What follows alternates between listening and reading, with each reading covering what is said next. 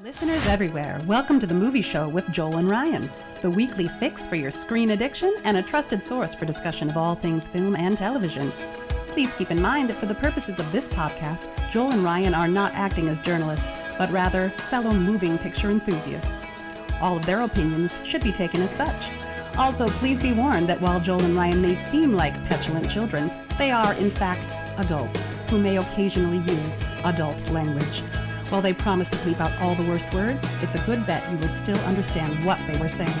And now, with no further ado, here's Joel and Ryan.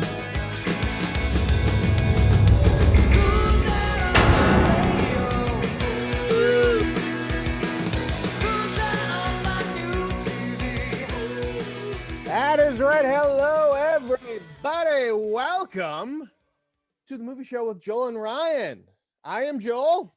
And I'm Ryan. And we are super happy to invite you, to welcome you to our 100th episode extravaganza. Woohoo! We did it.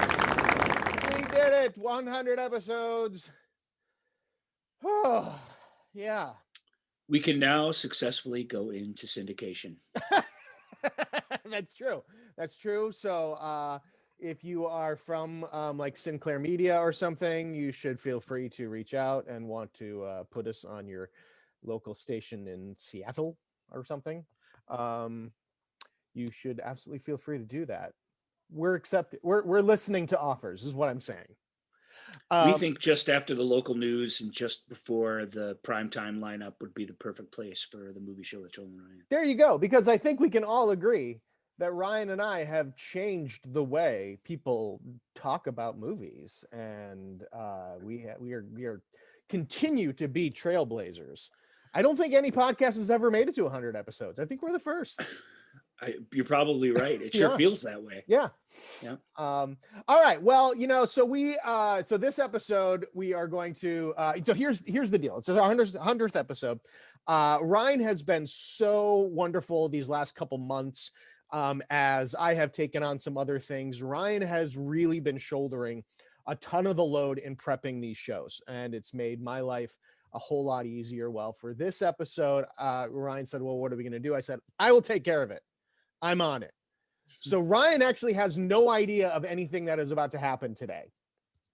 I hope he enjoys it, because boy, it would really suck if Ryan's like, meh. And you know what? The sad thing is, if I don't, you will be able to tell. Well, I think we're gonna, we're gonna keep it light, keep it fun. We're gonna just sort of take a trip down memory lane through the first 100 episodes and talk about some of our hopefully our favorite moments. We're gonna recap some stuff. We're gonna revisit some topics to see if anything has changed in the last 100 episodes. But as we have been fortunate enough to do since the pandemic, we have been fortunate enough to be able to have not have to do this all by ourselves. And so I am going to bring in our super amazing, wonderful guests for the show, Mr. Rob Dunkelberger, Brian Bevel, and Michael Clue. Woohoo.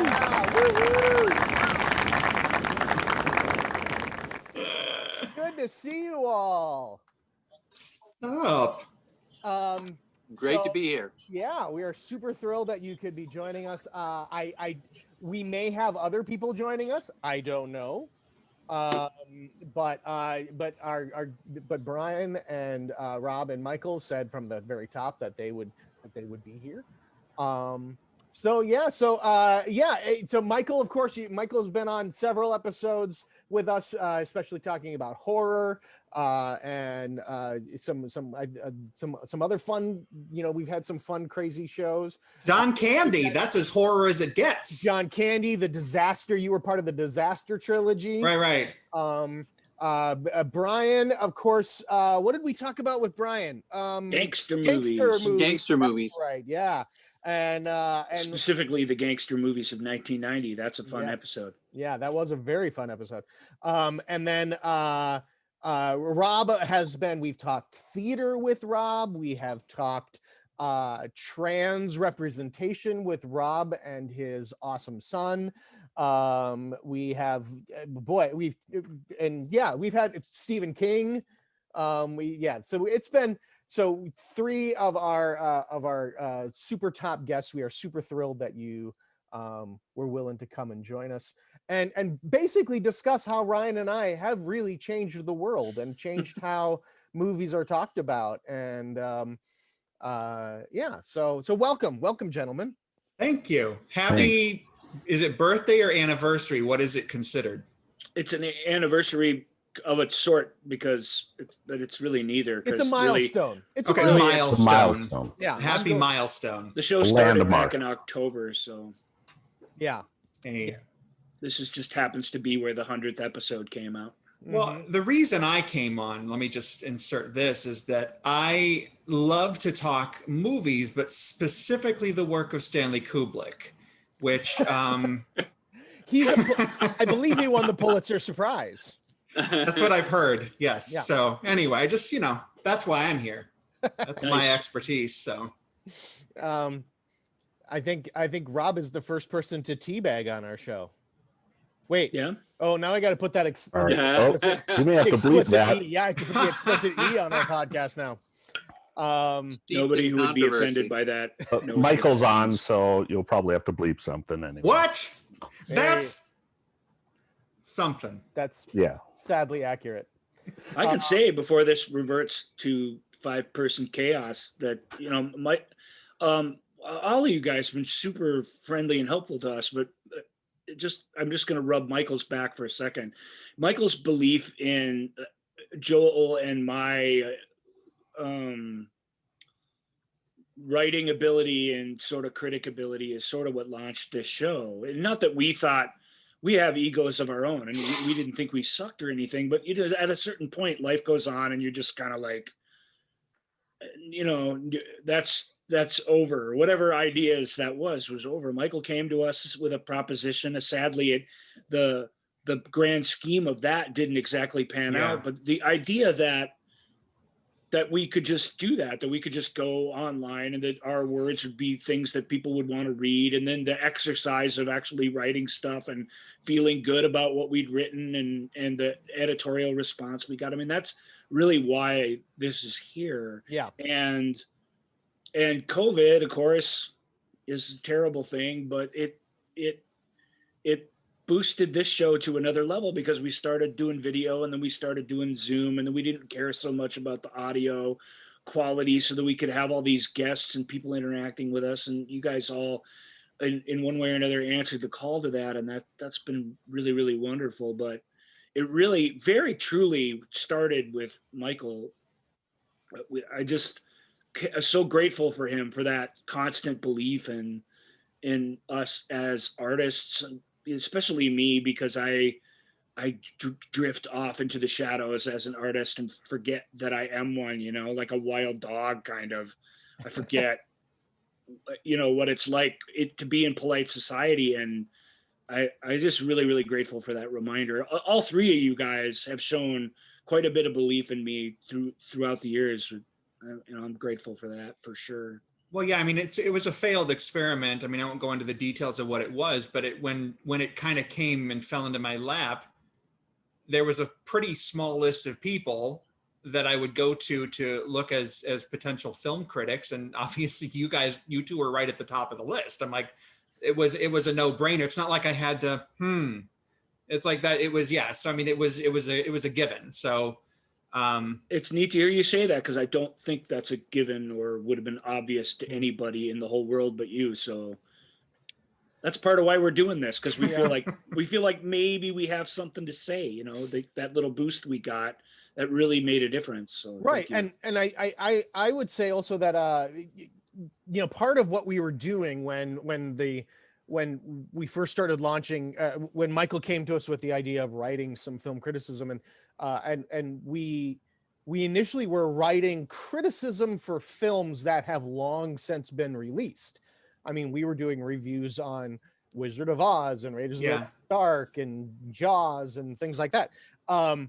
and that started Ryan and I think that was one of the things that started us down this path of not necessarily doing movie reviews of like, here's what's, being released in theaters and here's what we think about it, but more sort of a discussion and analysis of the films and the types of films that we love, or, frankly, talking about some things that don't work and letting us be not just a film review show, because actually I don't think we do much film review. It's more, film discussion, film history, film, and sort of just analysis of what we love about this stuff. So yeah, it's been a fun ride. I'm gonna quick hop in here. We have some nice messages that were sent to us. And since we just heard our disembodied voice just a few minutes ago, I'm just going to play. Here is a fun message that we just got.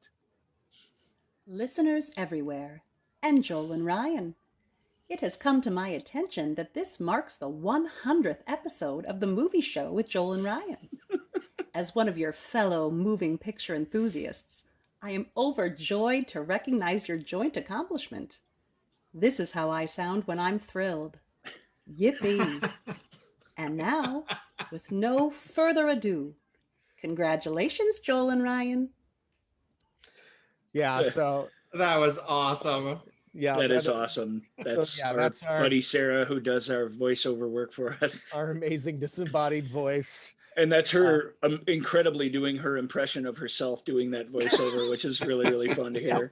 Yeah, that was kind of her idea when I I will put out a resist the call. urge to tease her because I was there when she recorded those. She was like, do you want me to come on or just send a voice? I'm like, well, if you want to send us one as the disembodied voice, I think that would be pretty hilarious. And she's like, great, I will do that. Yeah, So, good. All Thanks, right. Sarah. Thanks for everything. That's awesome. Yeah, that is wonderful. I also, real quick, I also want to do this one because the visuals on this, if you are watching the visual recording of this, you'll obviously notice that it looks different because of screen sharing and stuff, but I wanted to play this one. Hey, Joel and Ryan, congratulations on your 100th episode. Woohoo! Woohoo. That is our wonderful friend Carrie, who is responsible for this amazing, our amazing logo and one sheet that we have up for every episode. Yeah, it's a boy, and we couldn't be happier with this thing. It looks, I mean, it still kind of blows me away that this is our logo. Carrie's just a stupidly talented person. It was Yeah. really lucky that she agreed to do that and donate her time and energy to it because it is awesome. I agree. It is. I mean, it is exactly what we asked for. We wanted it to look like the logo to a medicine show on the side of a traveling wagon. And I mean, look at it. It's perfect. Mm-hmm. It's exactly that. I love it. Yeah, it's so wonderful. Because of my screen and the shape of it, we don't quite get the sort of the almost sunset looking thing at the on the edges where it kind of fades. If you're a fan of the show, there's plenty of places where you can go check that that is out. true. That is true. Some of those places are indeed the Movie Show with Joel and Ryan page on Facebook, where you can reach us at Ask Joel and Ryan on Instagram and Twitter, and of course the YouTube page, which if you are watching this, you're already there. Click it, subscribe it, like it, give us some love. Okay, so hey Ryan, do you remember the first show? Yes. Cool. All right, moving on. No, back in the in the way back when we first started this thing, the very first show was just us talking about movies and some of our favorite movies. We actually tried to do, we actually tasked ourselves with doing, okay, what are our top 5 movies of all time? And that was the very first countdown. 10 seconds. 9, 8, 7, 6, 5, 4, 3, 2, 1.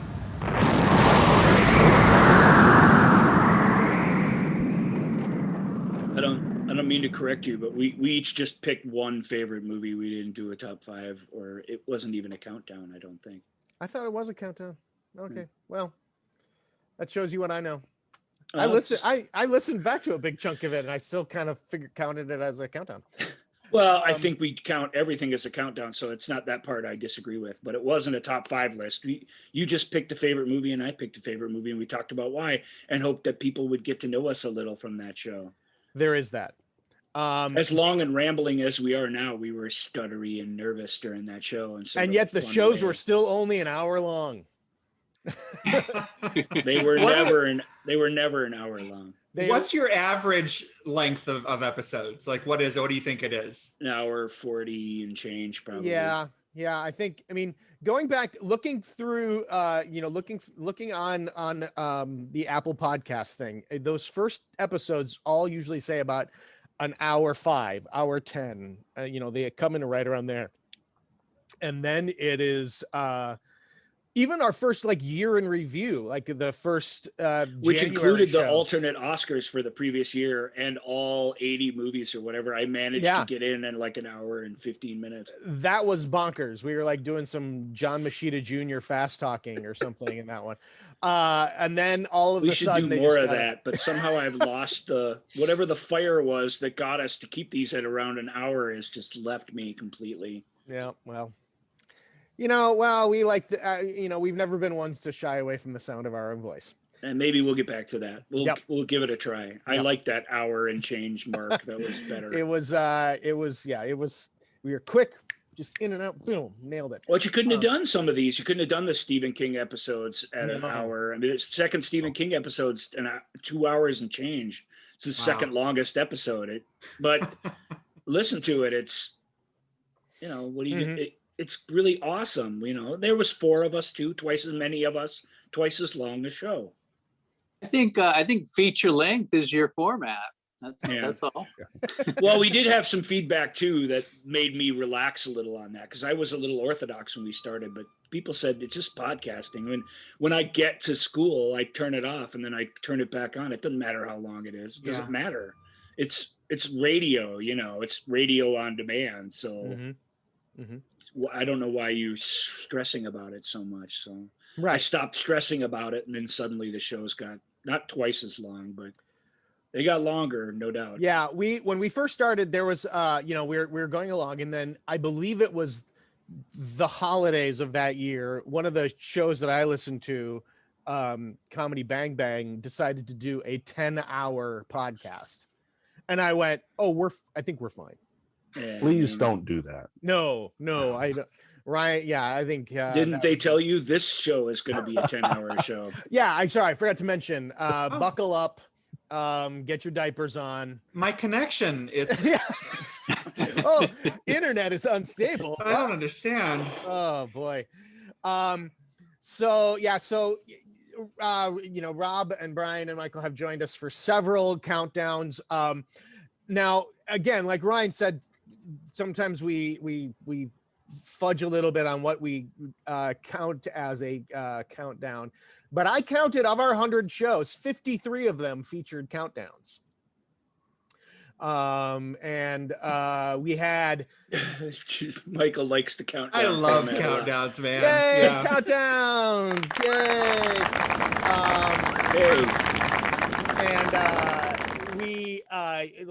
Some of our early ones were the Movie Monsters. That was our first Halloween show, we did. That show had Slittises in it. I remember that. Yeah. Let me jump in, because I don't remember that episode. So was it all Movie Monsters, or did you do a certain era or type of? We did the ones that scared us the most as a kid. Okay. So we weren't us as trying to kids. be declarative. We were being personal. Like I remember I had like the skeletons from the Jason and the Argonauts. Oh yeah. Just because at the age that I watched it, and there was like a TV movie called of Gargoyles. Yeah. I did hear that one then, And because that- I remember you talking about that. And I had the scared- Slee Stacks. Yep, and- Slee Stacks were on there. Yeah, a bunch of. So it was really not an attempt to do greatest movie monsters. It was ones that it's a very good Slee Stack. You know, ones that freaked us out when Yep. we were younger. And our first big controversial episode, the first one that Fantasy came, movies of the 80s. fantasy movies of the 80s. We had people coming. That was the first one where we found out people were actually listening to Yeah. us. Yeah, because they disagreed with us. Really, they couldn't strongly. believe. And since we have Rob, Brian, and Michael, they, you know, I had people come up to me. Well, I had one person come up to me and said, "I am so glad you did not have Never Ending Story on there." Yeah, they were a couple of people who approved of that. A couple of people were mad. So there were several who were very upset that we didn't even have it in the list anyway. There were a couple of people who were truly delighted that Lady Hawk was #1 on our list, which Yep. Joel and I, you know, we typically, I mean, we are copacetic on our list, but we typically don't agree on the order, and then we have to sort it out. So the fact that we both picked Lady Hawk, which I don't think is a conventional choice, and that neither of us ranked Never Ending Story at all was weird. It just shows that for at least one category we were totally on the same page. Yeah. I've never seen Lady Hawk. Lady Hawk might be weird to watch now. A lot of people, when they watch it as an adult, don't dig it, and it's not that it's particularly a kid movie.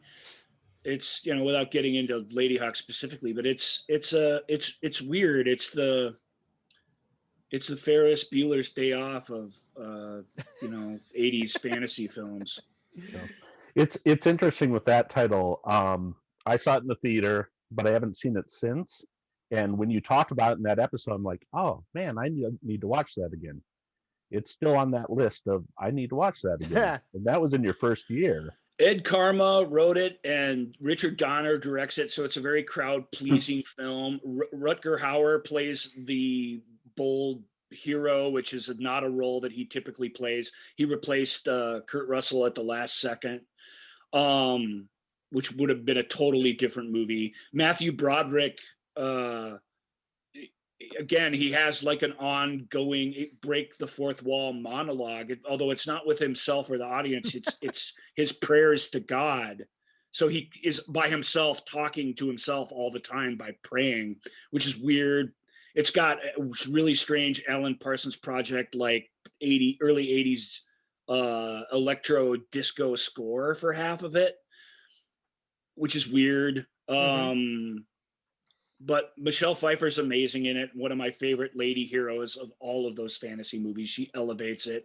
The love story is really beautiful. The curse is really sad and hits you in the gut. And Vittorio Storaro's photography of its movie takes place in southern France, but they shot it in northern Italy, and it just looks amazing. John Wood as the bad guy is incredible. Alfred Molina, an early role, is really entertaining. So there's a lot to love about it, but you do have to, we called it our best, you know, ahead of Legend, ahead of all the things you could have named. Willow. You do have to still, even with that, you have to temper your expectations somewhat. But did Labyrinth make the list? Huh?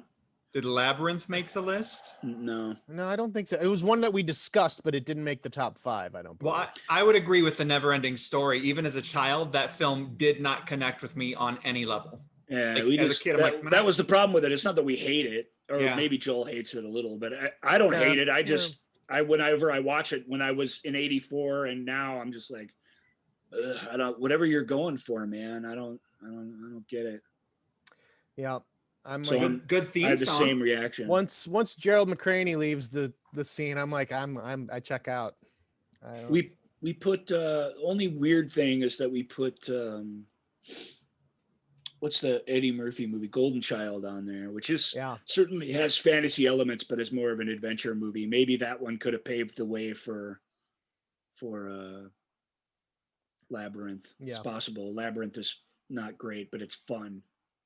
We all need a little fun in our lives. Some of our other countdown lists that we had, one of my favorites that we ever did was the holiday specials that we opened it up to not just the Christmas holiday. The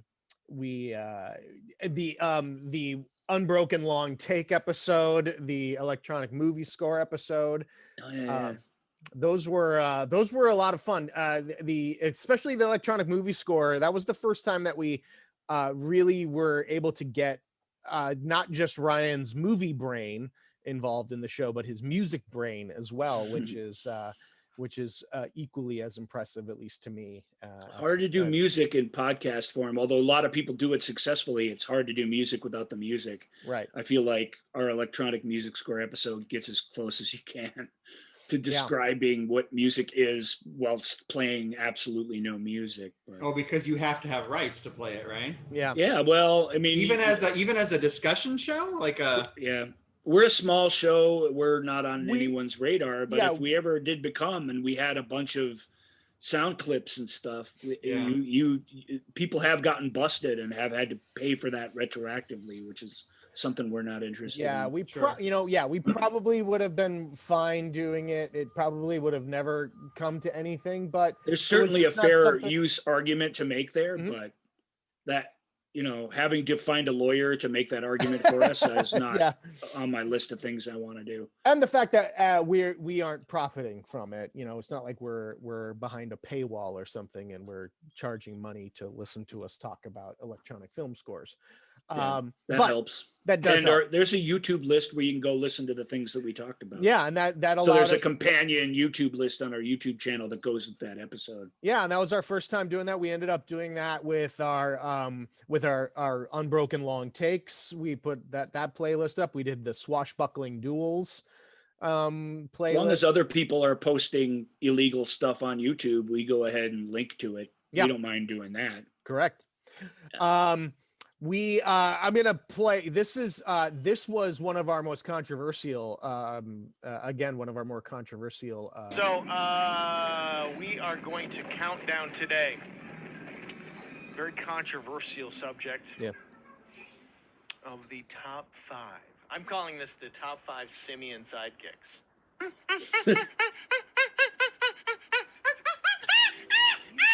There you go. One of my favorite conversations I ever had with Ryan when we were talking about this show. We were just really struggling to come up with what did we want to talk about, and we joked about. I was no help that week. I was just like, I don't know what to do. And Joel was throwing 11 things at me, and I was like, I don't want to talk about that. I don't want to do that. And then I jokingly put out monkey sidekicks. No, I think I actually said like top 5 monkeys in film. And then you're right. like, The then you're name like, evolved from there, but that still was a and you- great idea for a show. And even though nothing leapt immediately to mind when you said that, I'm like, well, we have to do that. That's really, really funny. yeah. Tell Me Clyde was on there, right? Clyde was on there. Clyde's there, yeah. Oh, yeah. The monkey from Cannonball Run 2, that drives the limousine, I think made it.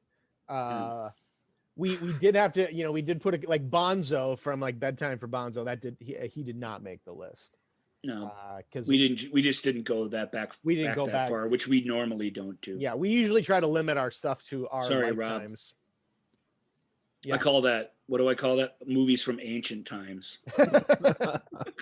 the stone tablet movies. Not sure where it goes from being something I'm willing to talk about to movies from ancient times, but there's definitely a cutoff, and I'm not.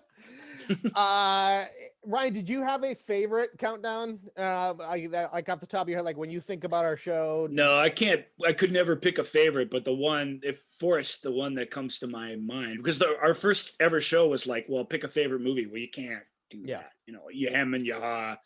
But we encourage people to try to pick your favorite. So that's what these lists are. They're not definitive or anything. We even shuffle them around outside of what we think to make them more listenable. If you want to know a little inside baseball, the list itself isn't important. It's the discussion that it inspires, obviously. But my favorite one to do, because I didn't know when we started it that it would work at all, and I think it's pretty funny, is the American Presidents episode. Yep, that would be mine too. That was a co-idea. That was sort of your idea, and then I decided it'd be funny if we treated them like actual presidents instead of movie characters. And It was great. That's fun. In fact, I was just talking about this show with Michael the other day, and it was like the way when we actually said, and when President Whitmore led the attack on the aliens, how do you not rank him as one of the greatest presidents of all time? You have to. Yeah, you have That's to. leadership. Yeah. Mm-hmm.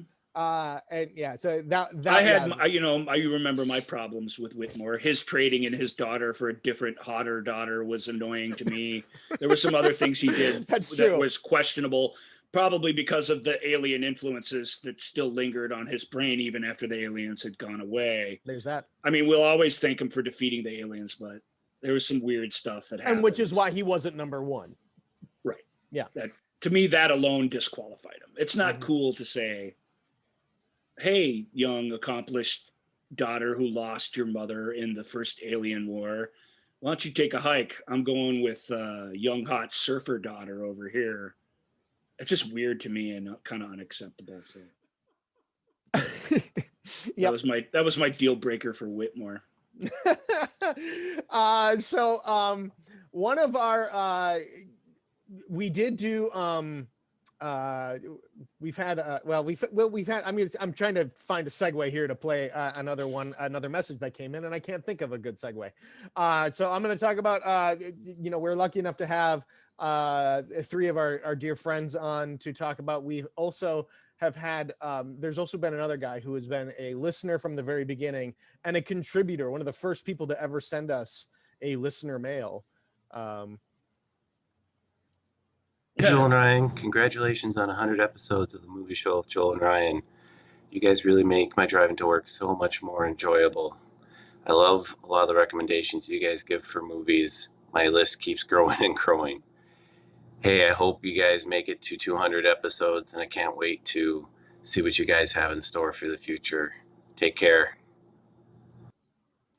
Bye, Ben. That's Ben. Yeah, that's Ben. He was one of the first to start sending us. Rob and Ben were two of the first to start sending us questions and saying, "Hey, talk about this. I think that would be cool." And we loved that, and it was great, and it was super helpful. We think. And it was fun. That's what we want the whole thing to be. With that, we don't really get a ton of that interaction, but the interaction we get is we adore. Any comments on our page, any alternate opinions, all that. That's the whole plan. So when it happens, it doesn't happen as much as we'd like, but when it happens, it's really, really fun. And Ben's always there to like our posts or share them. He's just a good booster for the show. So thanks for that, buddy. We appreciate it. Absolutely. So we also I feel like we should say something to Brian. I feel like I was just going to ask, Brian only, we've only had, I have a feeling Brian's going to be able to chime in on some of these other things that we're going to talk about. Okay, good. Just don't want him to leave him out. Yeah, I just, Brian, Brian's unfortunately, one of my dearest friends and neighbors in the whole world. So unfortunately, Brian has only been able to join us for one countdown show. And that's where we talked about gangster films of the 90s, which was super fun. I think I would put, by the way, The Irishman in that now. I really, really enjoyed that. Well, of course, it's not from 1990. It's not from 90s. But it felt like it was from the 90s. Yeah. Well, kind of, right? I'll let Brian speak for himself, but I like The Irishman better than Goodfellas in general. Oh, much better. Goodfellas, Casino, both of them. I think it's a much better film. Yeah. So that's not going to be popular with everybody, but whatever. I think it's something about it. There's a humanity within humanity among a little more humanity and a little less calamity in The Irishman, and it really makes a difference because it's not that different of a kind of film really from those others, but it's just something about it. It's from an older, more reflective director, and I like The Irishman a lot too. There's a mournful element. It's like there's a lot of feelings of loss and regret and aging and loss of potency, and I think all of those, that undercut with the crime drama, It's a wonderful kind of juxtaposition that kind of drove the play we did together too. I think Gangster One. I think it's similar thematically to those shows. But, yeah. And it's still longer than any episode of the movie show with Joel and Ryan by a good bit. That's true. You can't say that for Lady Hawk, but we can say it for The Irishman. It's still longer than the movie show with Joel and Ryan.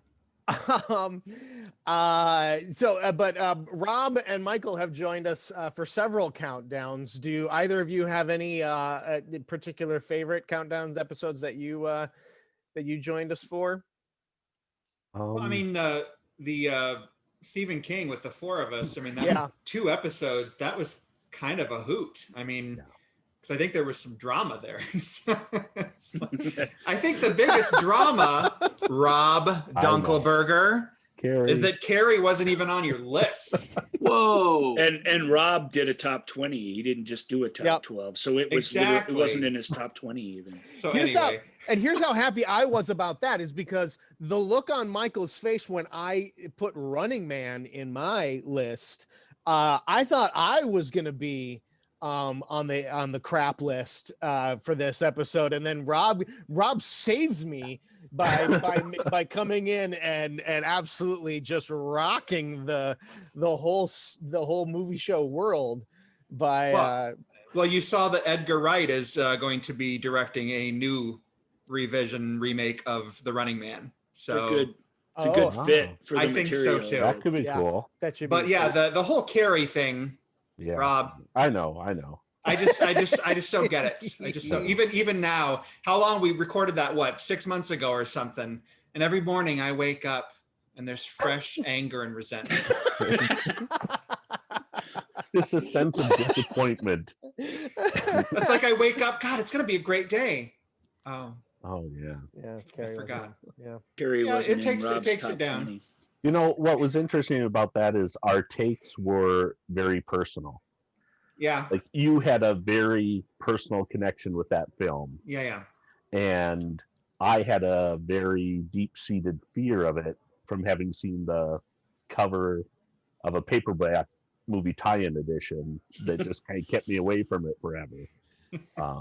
And I think both those factored into where they were on our list. Well, yeah. Well, and then when you saw it, you deliberately kept it at arm's length to protect yourself from it. So you didn't even really give it a fair chance, which is, I mean, I think that's great. There's nothing more human than that. I think our expectations are everything when it comes to how we evaluate movies.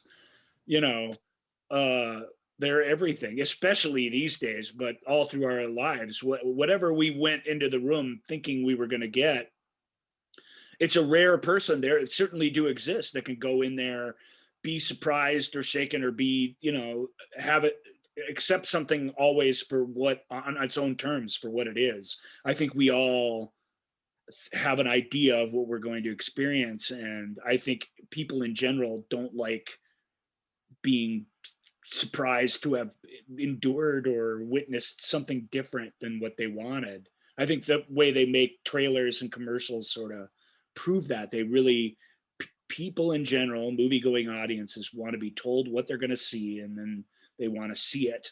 Well, and then they want their criticism to tell them what they just saw. And that's where the line sort of ends for a lot of folks. So, well, Ryan, we've discussed this. I think we maybe talked about it on a past episode, is when you got me a copy of The Descent before it hadn't barely been released in the UK. Right. And all you sent me was a picture that has Shauna McDonald on it, and you said, "This is one of the scariest things I've seen in a long time." That's all I knew. Hype? That's all I knew going in. Yeah. So, and of course, when the ad campaign came out in the US, of course, they were spoiling everything. But it's true. It's like I want that complete ignorance when I go in. I prefer it because then I have no expectations, and it's a richer experience. So I always credit you for that, because that most was an people who amazing watched movies with me know that I don't do this every time, or even most of the time, but every once in a while I just set you up and won't tell you what the hell you're about to experience. So that's a fun, neat trick for me. So just pop the thing in and say, deal with this for a couple of hours. And, good luck. Yep. Yeah. Descent's still really, really good. Yeah. There's almost enough of them that we could do top 5 trapped in a cave horror movies. It's true. I agree with Michael. That was probably the one of the top episodes for me, the Stephen King episodes. But I also really enjoyed the first time George and I were on together. It was fun to share with him, and this kind of a really nice memory for me. Besides, I think it was a good show too. It was a good show, and the second time he appeared, both like we say on the show, the real life perspective he brings to that kind of cinema and just that sort of life experience is invaluable. You know, we're super happy to have him. So yeah, and as a young trans man being willing to educate us, us older cisgendered white guys that are just wanting, help us, and him being willing to do that. George, of course, was super nice enough to. Hey, there he is. Hey guys, I'm George, the token trans person for your show. And congrats on 100 episodes. With what the world needs most is 2 white guys talking about movies on a podcast. For sure. That is spectacular. Yeah, that look alone. Get me a little framed picture of that, please, Rob. That was great. I hadn't watched. There's only one of these that I've watched beforehand to make sure it worked. So I hadn't seen that one either. That was That's awesome. Was terrific. Yeah, we were. He cuts right to the chase. We got to admire that. Yep. We dance around things for hours on the movie show. It's fun to have somebody who's just like, hey, boom. Yeah. That's his generation too, to a certain degree. There's no time for flowery language. Yeah, we've and as I told Rob when we were talking about coming on today, having George on the show, and having Rob and George, having a father and son on there to talk about all this meant it just means the world to us. It continues to mean the world to us, and that's one of our most watched episodes ever. That episode, so that's pretty cool. And that's cool. And there's still stuff like on a daily basis that I'm like, oh, I remember when we talked about that, that just sort of checking my privilege a little bit, and it's like, oh yeah, because I remember when we talked about that. Okay, so one of the other things that we did early on in the show was we decided to take a trip into alternate realities. Hey, long before the multiverse and MCU and everything decided to try to do alternate universe stuff, Ryan and I were there. We were already in the alternate universe where we could talk about what if other movies won the Academy Awards.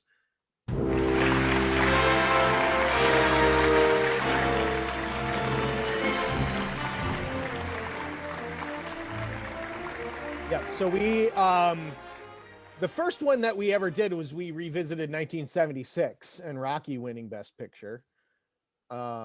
Instead of All the President's Men or Network or Taxi Driver. Yep. That's a humdinger of a year. That's a list, yeah. Yep. Mm-hmm.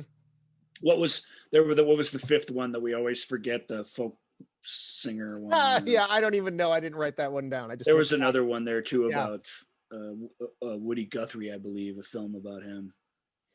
And nobody thinks that should have beat any of those, but it's in that there. Movie. Oh, was that with Robert?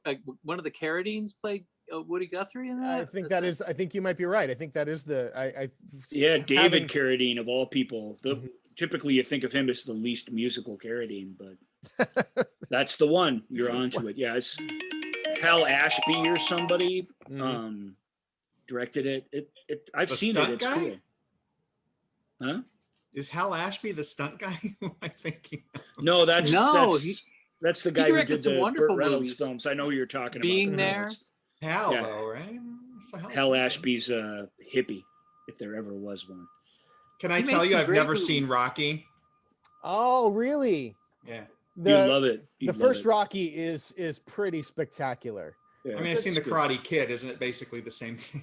Yeah, I mean, Well- it's a similar type thing, but the Rocky's really, really good. It captures a mid 70s urban, gloomy Philadelphia and just the lives of those people, and there's something really pure and wonderful about it. Talia Shire is amazing in it.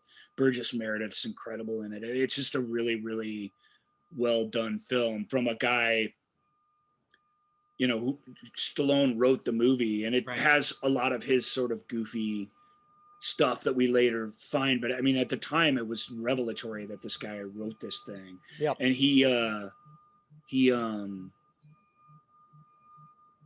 it's just really, really good. You forget it's good because it became this series of increasingly silly, you know. He won the Oscar for the screenplay, correct? Yeah. Did he? It wouldn't. Yeah. It would surprise me. Original screenplay. I guess Network is an adaptation. All the President's Men's an adaptation, but he beat Taxi Driver at screenplay too. Huh? That's really. Those were tough Oscars for people who didn't like grand, happy, populist entertainment. But the point is, Rocky's a movie of substance. It really, really is. You know, then what was your beef? I mean, obviously, if you're up against something like Network, it's kind of... Well, Joel's favorite movie or second favorite movie of all time. I'm wrong. I just real quick. He did not win. He was nominated. Okay. Who won? Patty Chai, can't say his name. Patty Chayefsky. Chayefsky, yeah. That makes sense. I think he won. Best original. The Hal Ashby film was Bound for Glory. Bound for Glory. That's a really good movie. It's just when you list it, even Rocky, you're like, yeah, that's better. It's the only one where you can't really make a case for it. Patty Chayefsky won for Network. Yeah, that makes sense. The only way that wouldn't have been true is if that were an adaptation of some other work, and if it was an original screenplay, it should have won. So I don't know. That's a fun alternate Oscars. I the one I wanted to do was Barbara Streisand and Katharine Hepburn tying for Best Actress. I don't remember the year, 68 or something like that. And I did end up doing that. I had to do a show solo, so I finally just was like, screw it. I'm doing my alt Oscars on my own, and Joel can suck it. And damn, that's an insight into the dynamic of the movie show with Joel and Ryan too. No Joel here. The rats will play or something. There's a cliche that goes something like that. That just there was a tie, and it was between those two people like that. It's just rife for cool in-depth discussion of ideas, because Katharine Hepburn was obviously, I don't know, it was her fourth Oscar or something, third, fifth, I don't know. She'd had a lot of Oscars, and she was represented the old guard very much in that. And Streisand was basically, she was a Broadway star, but the whole world didn't even know who she was. She was introduced to the world essentially in that film. So it's hard to imagine a time when Barbara Streisand was the most promising new young actor or whatever. Like, just that's weird to think of her that way, because she showed up in Funny Girl and she just is everything that she still is. You know what I mean? It's an incredible it's an amazing debut. I mean, that's one of my favorite films. So it's, it's just the performance is just crazy good. The idea being to pick one of those performances is impossible. What was the Hepburn, Lion in Winter? Yes, Lion in Winter for 68.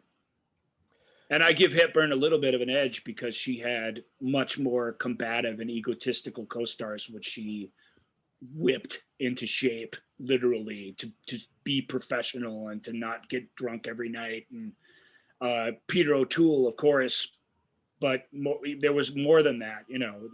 Anthony Hopkins and Timothy Dalton all making their debut in that film. I mean, and she just sort of was.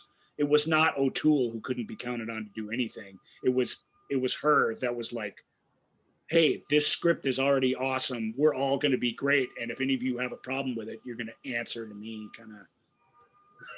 Nice. But Streisand had to appear opposite Omar Sharif, and that's kind of a dreamy place to be. So she was just distracted, and she still gave a great performance. Yeah, that's one way of looking at it. I see That's what the you're Klug saying way there, of but looking at mostly it. Omar is a giving, generous, awesome co-star, and Peter O'Toole isn't. Peter O'Toole has his head up his own I'm just ass. talking about Cherie's dreamy quality. That's all. I get it. Yeah. She had to keep her composure around such a. Well, they were a couple though, anyway, so it didn't work anyway. But you know, Some of the other She almost wasn't in that. They wanted Julie Andrews or something to play that role. Oh, I'm sure. She'd won the Tony on Broadway for it, but they just thought, "Who's Barbara Streisand?" You know? Yeah. Yeah. We need to get. Can you imagine? I mean, not that Julie Andrews is something to scoff at, but the whole point of that role is that Streisand viewed herself as that person. It's almost the chemistry or the magic of the thing. So to divorce the two, it would have ruined it, I think. So a couple of the other alt-skers that we ended up doing, we talked about 91's Best Supporting Actor category, with which we eliminated Anthony Hopkins from being. Well, no, he was Best Actor, wasn't he? yeah, he was lead actor. Yeah. So that must have been the category we did, not supporting. Oh, yeah. Sorry, I was looking at the wrong. Yes, Best Actor on that one, and then we disqualified Anthony Hopkins from that category from being in the wrong category, and then we had to decide amongst the rest. Was the premise that was fun. We've also done. I mean, there's a couple others in there, but we've also done ever since we since the inception of the show, after the Academy Awards come, around a year later. Yeah, around a year we later, reevaluate last year's Academy Awards and do an Oscars. Mm-hmm. Which I also remember was that fit in nicely with Rob was one of the first ones to send in a question of like, hey, do you think Green Book should have won? Now that we have a little distance here, should Green Book have won? No, I mean, nobody even thought that at the time. I still stand by what I've said, which is I don't think that's any reason to hate on Green Book or lament its existence. Yeah. But part of the problem with Green Book is it can't really be what it is because it won Best Picture rather undeservedly. That really became the story and raised the temperature on the whole thing in a way that that film would have been better off if it hadn't won. Mm-hmm. It's one of the only ones in history that I can honestly say that about. Another, I think came out of a question based on something that I think was a throwaway line that Ryan made in one show. I may have my history wrong here, but then that made Rob ask something about home video. And that led to a couple of, I think, our craziest attempts at a show where we had what it ended up being called Ryan's Video Corner. Video. It's the only way to get what you want to watch when you want to watch it. Action, adventure, horror, comedy, drama, suspense, romance. Great entertainment. Always a great value. Video, it's what you want to watch.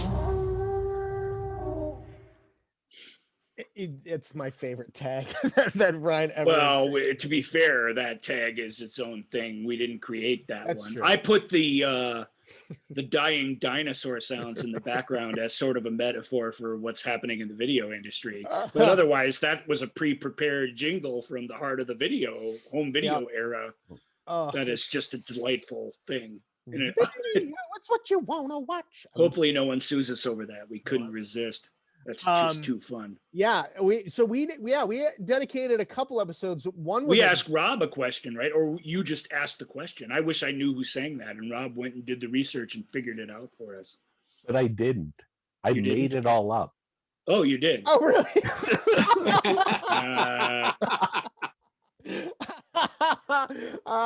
That's even better, man. That's really, really funny. You're absolutely right. That is absolutely better.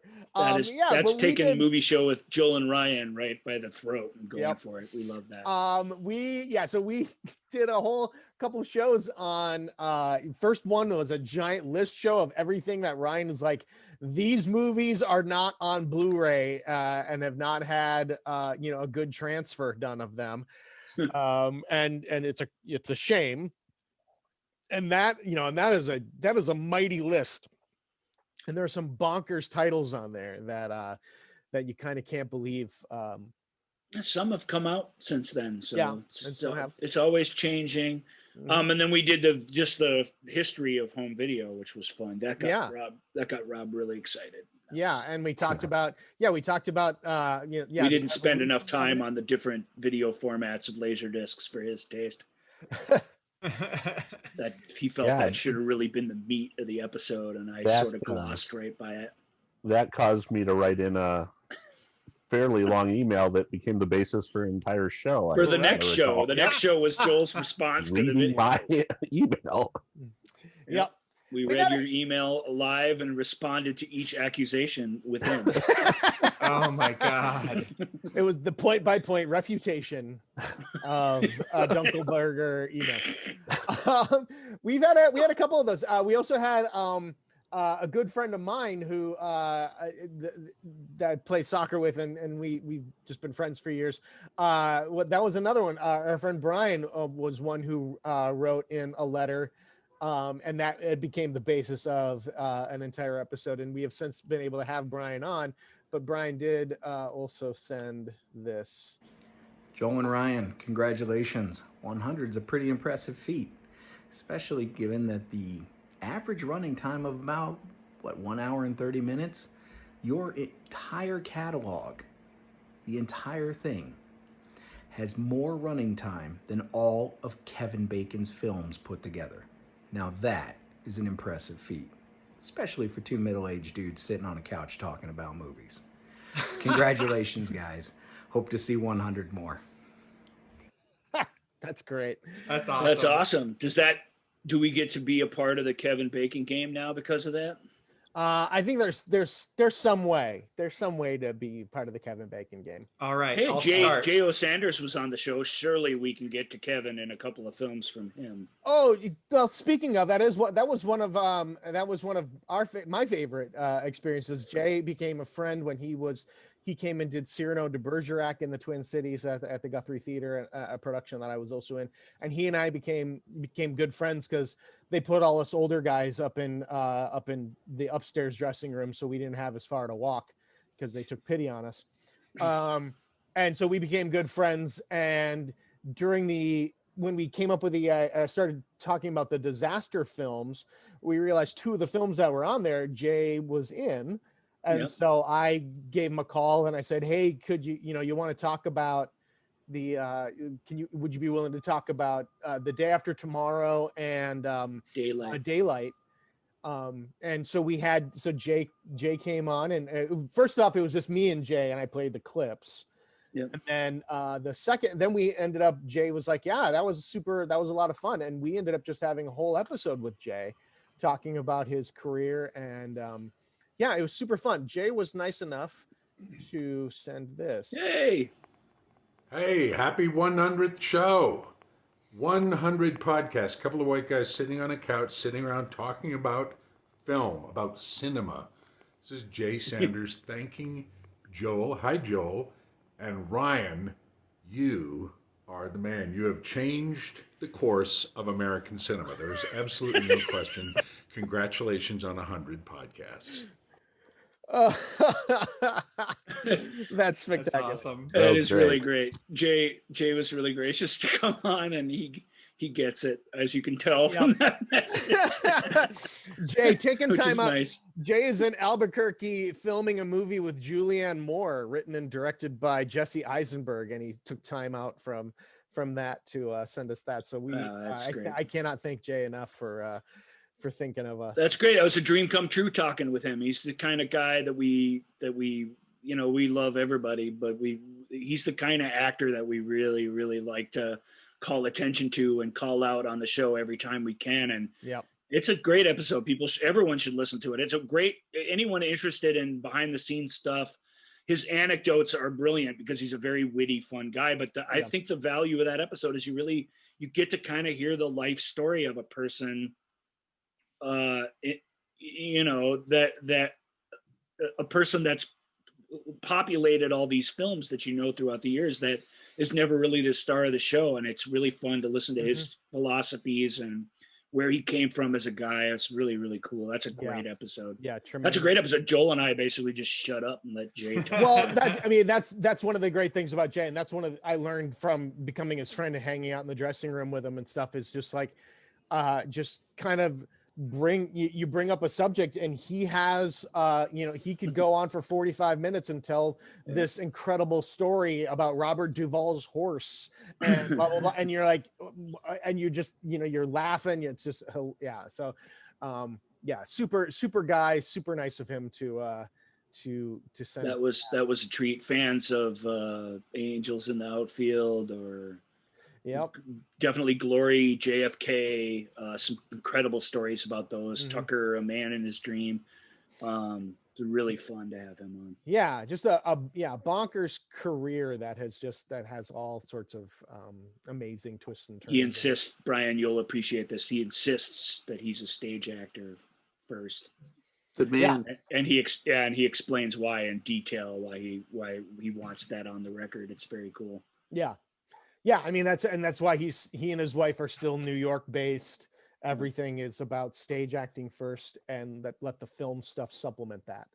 And that topic gives me an interesting idea for a future show. It's like you should do, since I love those countdowns, you should do a countdown of the top 5 like character actors and top 5 character actors female. Like do kind of over the years, because those are my favorites too, Ryan. It's like I always think of like J.T. Walsh and Stephen Tobolowsky. Those are the two that come to my head right off the bat. I'm like, these guys, every time I see them, I'm like, yay, I know J.T. Walsh has died, but yeah. We actually had at one point, I'm trying to remember if this was before the pandemic or if this is more recent than that, but we started working on a show of essentially like top 5. Oh, that guy. Yeah. That Kevin lady. Bacon's in JFK, so there you go. There's our connection. 1 degree of separation. Yes. Kevin to Jay. Sorry Jay to interrupt, but to the movie show. I mean, I think that is definitely a show that we could visit at some point. Because there are,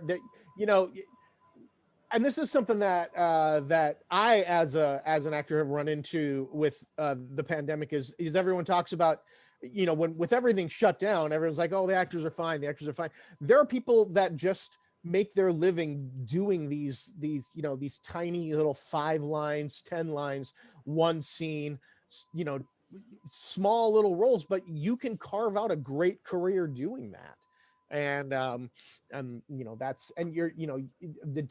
doesn't mean that you're going to make the millions and millions of dollars that the big stars do, but you can, they're a craftsman. And that's one of the things I always liked about Harrison Ford is he's never really viewed himself as an artist. He always is like, I'm a craftsman. I show up, I do my job, I go home.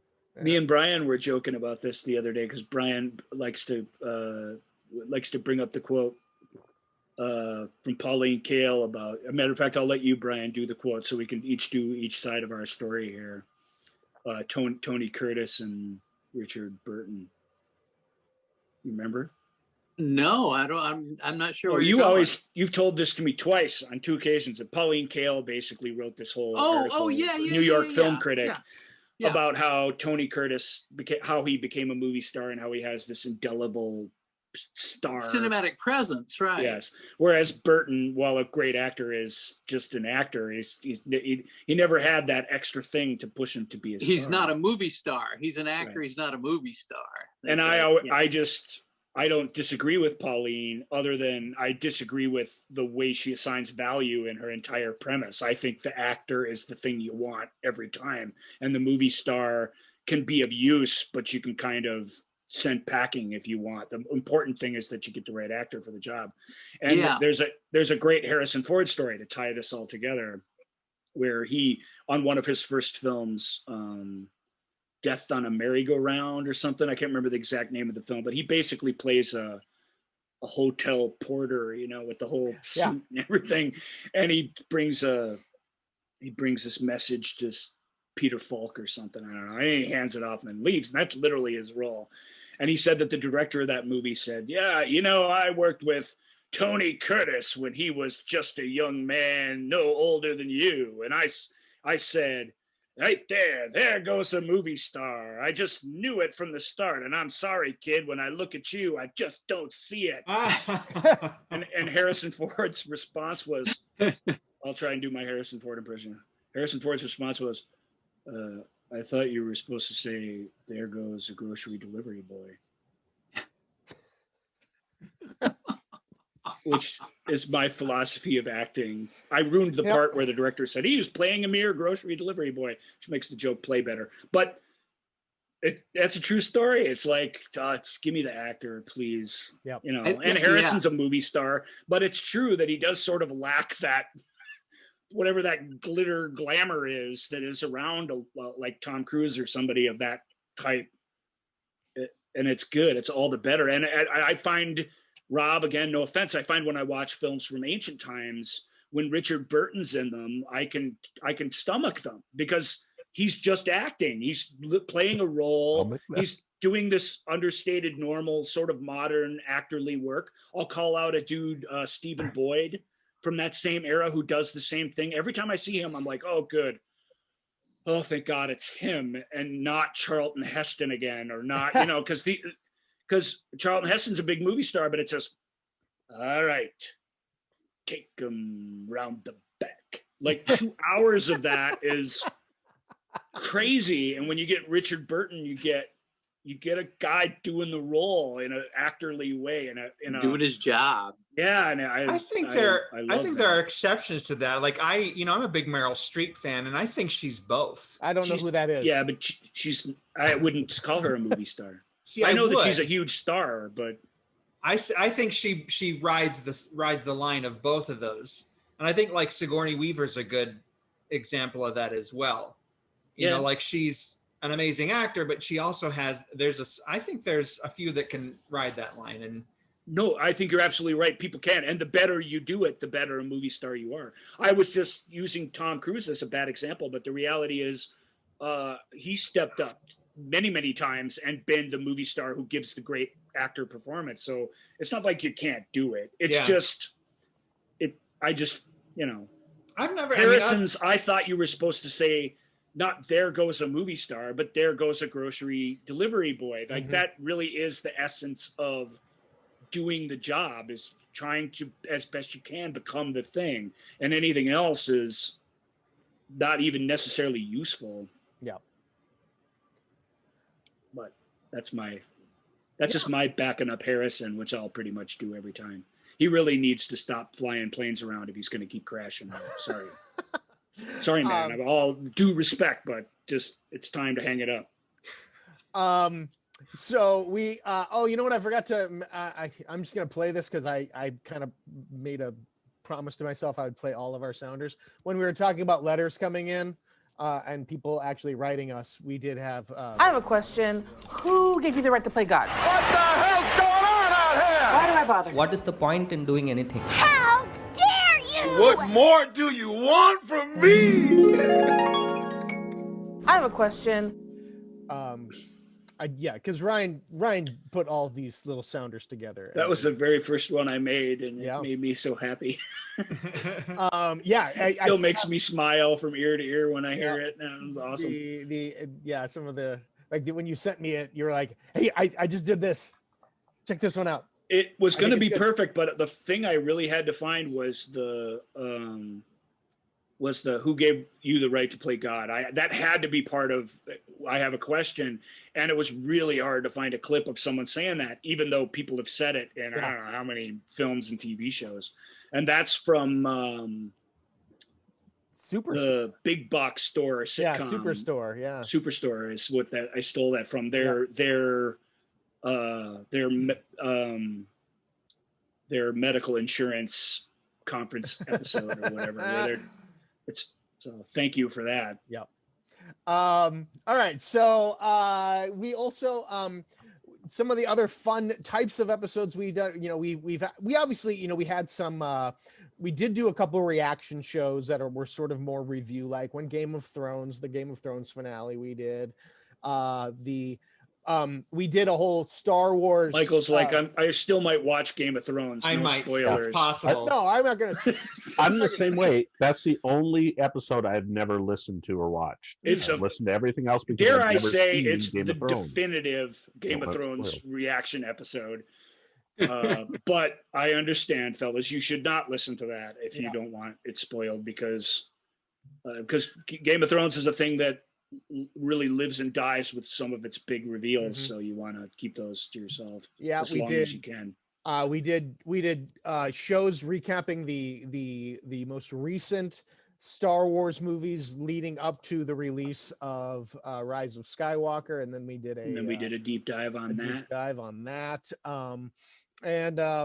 Well, that brings up the next topic. We had the first big deep dive that we did was on the Matrix, but we did also get this out of the deep dive.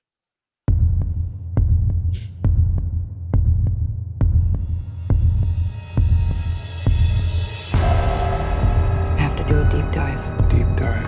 Deep dive. Have to do a deep dive. Deep dive. Deep dive. Have to do a deep dive. Deep dive. Deep dive. Deep dive.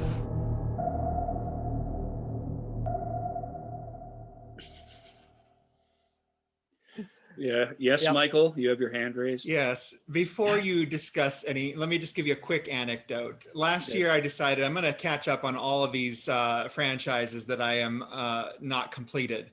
One of which is The Matrix. I remember. And I have only seen the first one. And we watched the first one, and I hadn't seen it since the theater, and I hated it. So I said, well, we won't be continuing. However,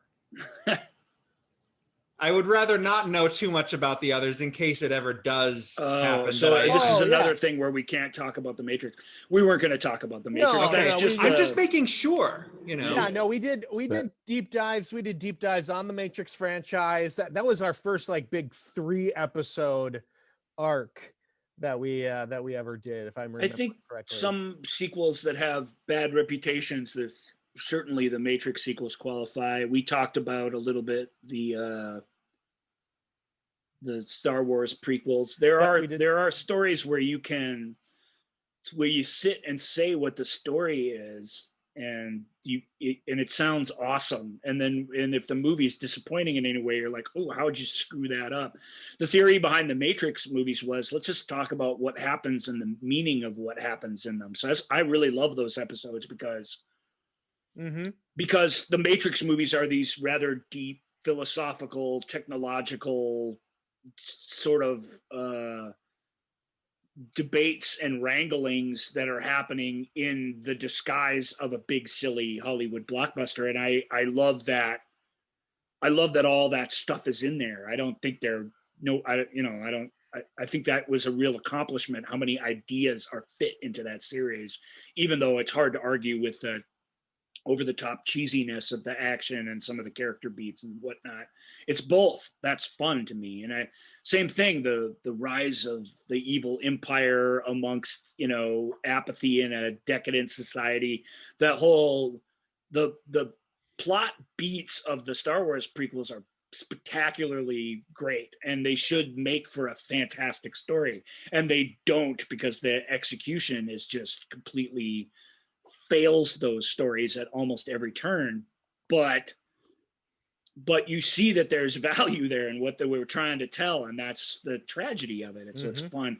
I sort of believe that some stories are complicated enough that you could talk about what they are, and this is what deep dives essentially are. That we went through Dune.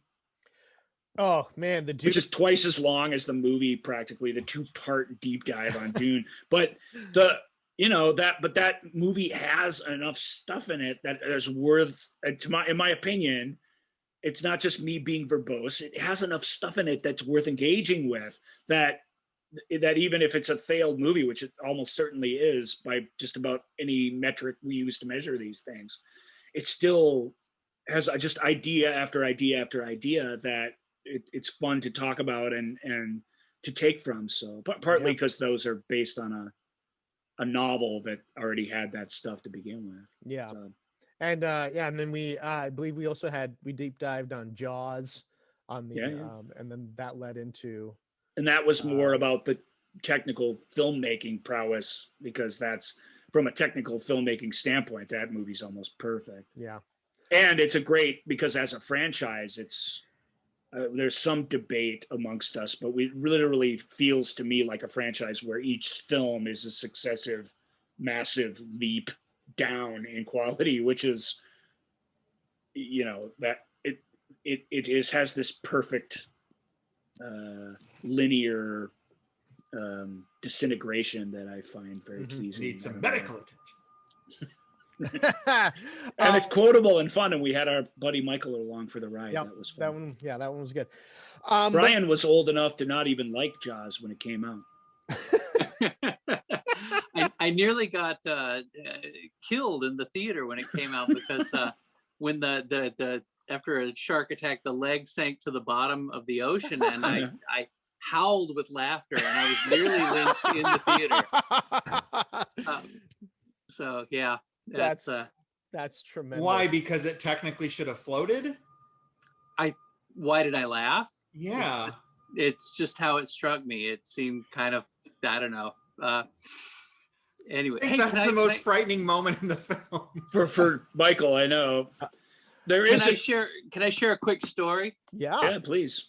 So, firstly, about the show. The show is wonderful. The show is fun. It's smart. Your guys' enthusiasm and love of movies is infectious. But so my former associate and sometime drinking buddy, Michael Phillips, I reached out to him this week to try to get him to surprise you guys with a little well wish. That would have knocked my socks off. And I said, anyway, I just think that the reach of your this show is probably wider than you think, because he didn't open my message until late last night, and he has not gotten back to me. So I think he hears footsteps. He hears you guys coming. Mike, not everybody's going to know this, but Michael Phillips is preeminent film critic in America. One of the great, still works for the big local market newspaper, Chicago Tribune. Yeah. The Chicago Tribune, which has a history, obviously, of incredible film criticism. And it's just, to me, he's the pinnacle. He's like everything a critic should be. I don't agree with him all the time, but I love his writing, and his reviews provide clarity, which that's the most important thing they have to do. They take their sides, but more than that, you got to feel like you have an idea. You have a better understanding of what that movie is if you're reading it after you've watched it, or you have a very clear understanding of whether it's something you might enjoy or not, whether you agree with the critic or not. Michael is just, to me, he's well, and he was in the so. Final iteration of that show started by Siskel and Ebert, and he was. And last time I talked to him, it's been years now, but I said, you really have the best of all worlds. You've got Siskel's old job, and you're sitting in Ebert's old chair. It's nice, kind of reaching the pinnacle of your field when you've done truly that. And it's a dying breed. That kind of critic is just not going to be with us much longer, unfortunately. That's just the way media is going. So it's cool that he's a relatively young guy, and relatively, and still making that happen, because we need people like that. Touching on the Jaws thing, Jaws 2 I saw before Jaws 1, or Jaws as it's known, and I saw it in the theater. Wow. And what year was Jaws 2? Do you know? 78. 78. Yeah. So I was 6. And my parents took me to Jaws 2. And I wouldn't get into a swimming pool for a couple of years, I think, after that. Yeah, my Jaws 2 story is that I never saw that until it came on TV. And Michael and Joel and I talked about the phenomena at our age, born in the early 70s, and Jaws being a film from 75. we're not sure which Jaws movie we saw first on TV or whatever. I don't think at that age it really mattered much. But when my Jaws 2 story was that I was too young to see it in '78 at 6 years old, same as Rob. So was I. Yeah. But I remember having to go with my mom to pick my sister, my teenage sister, up at the theater where she had seen it. And I remember vividly her telling the whole damn story of Jaws 2 and what happened all the way home. She had done this with other movies, which I had tuned out and played with my cars or whatever and just ignored her in the back seat. But for some reason, Jaws 2, even though I wasn't happy to be listening to my sister's breakdown of it, that story compelled me to pay attention. Yeah. So I knew the entire plot in great detail before I'd ever seen it, including the ending, which was not at all how I pictured it based on how my sister described it. I don't know if that anecdote is funny or what. Right. Yeah, just back to Jaws. So a little older than you gentlemen, I saw it in the theater when I was 14 when it came out. And I lived in Southern California at the time, and I knew lots of people, and it was kind of a thing. People would not go in the water at the beach, after Jaws. I went to the beach with friends who would just not go. They wouldn't get in the water. It's funny. It's really true. I wouldn't put my feet down below the level of the couch cushions when I was watching it, in case something down there would come along and grab me. Yeah, I still won't.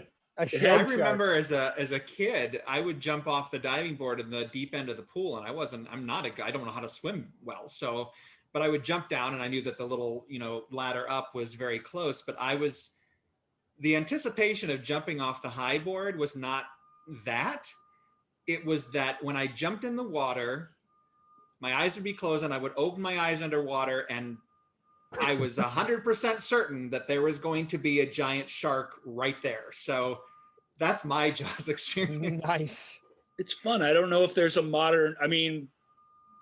there's stories like that of cinema throughout. I don't know that there's a modern equivalent of that. I think the way movies started with being censored and being sort of controlled, their content, there was this time where they stopped being controlled, of which Jaws sort of highlights, I think, the end of that period where you really could break storytelling boundaries in significant ways that I feel like today that would change people. The Exorcist, Jaws, that would just fundamentally change and talk to people's sort of primal fears and things, or joys or whatever. Mm-hmm.